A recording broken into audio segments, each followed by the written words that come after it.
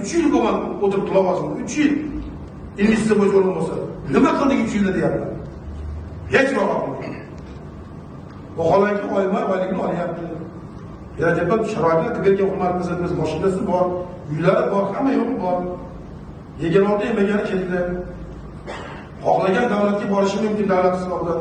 Faqat rezultat bo'lsa. Quruq sayyoh bo'lib borish emas yaqinda. Men nimaga bu gapni gapiryapman? Men ko'rganman shu nimada Xitoyda 2-3 ta yigitlarimiz ko'rgan manjorlik bolalar, o'yinlar 15 yilda yurganlar.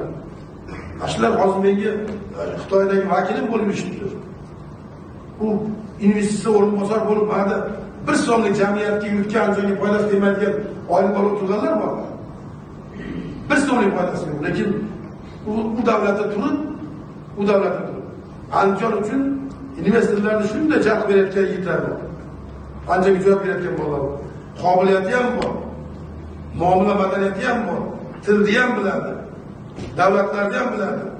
Investorlar bilan jalb qilishni ham biladi. Ular bu yerda yuribdi, bu yerda aytganda yana bir marta aytaman, na jamiyatga, na yurtga, na Andijonga, na boshqa foydasi tegadigan lavozimli odamlar o'tirishibdi, aytganda oyligini ham qarorlamasdan. Shuning uchun bugun mana hammangizni gapirayotganim, ularga bir 10 kun sinov berib, 10 kun ular berib boradi.